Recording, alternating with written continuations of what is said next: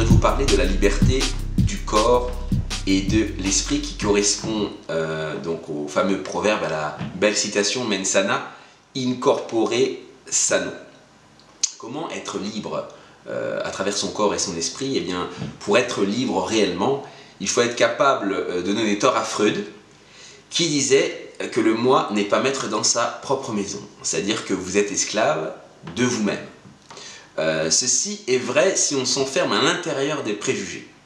Mais comme le fameux test psychologique où il faut sortir du cadre pour en faire le tour, il faut donc dépasser les préjugés pour arriver à faire du moi une puissance suffisamment conséquente pour rendre son corps et son esprit complètement libres. Il faut avancer sa barque et aller au large, c'est-à-dire sortir du cadre courant et permanent dans lequel il est très facile de s'intégrer et donc de s'enliser.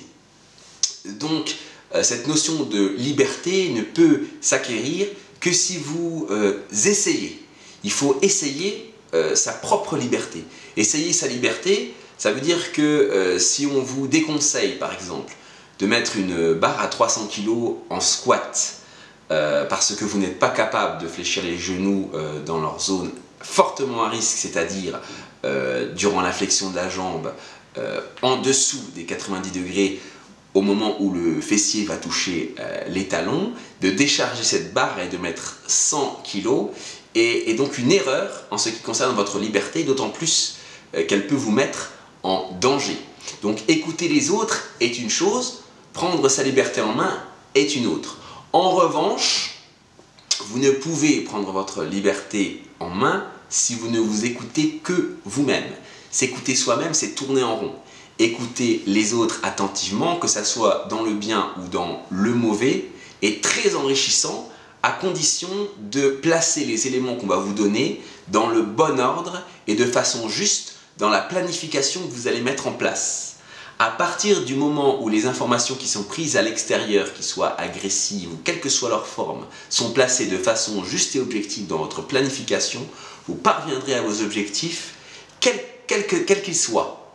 Bien évidemment, ça ne pourra pas être des objectifs non naturels, comme je vous l'ai expliqué déjà auparavant, mais ça restera des objectifs qui vont vous permettre de vous exprimer à fond, à plein dans votre activité, et par là de saisir le sens de cette liberté qui n'a en fait aucune limite, c'est-à-dire que vous allez pouvoir progresser aussi bien à 10 ans qu'à 80 ou 90 ans, vous progresserez encore. Seulement, on va dire qu'à 20 ans, la progression va peut-être se discuter en termes de kilos sur une barre, alors qu'à 90, ça va être en termes de marche d'escalier.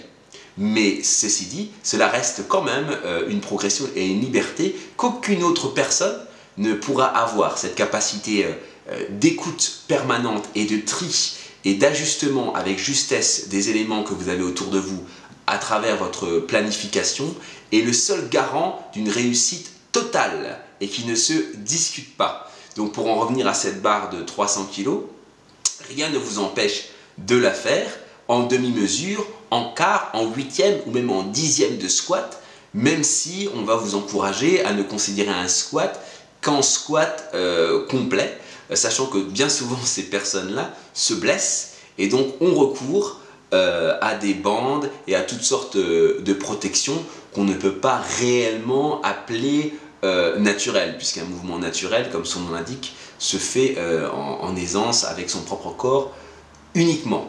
Donc la liberté, c'est ça, c'est savoir constater un huitième, un dixième, un centième ou un squat complet comme un mouvement complet, un mouvement partiel. Tout est bon à prendre. Il n'y a pas de technique supérieure, c'est quelque chose qu'il faut, un cliché qu'il faut absolument anéantir de votre tête, sinon vous courez à la routine, à l'échec et à l'enfermement.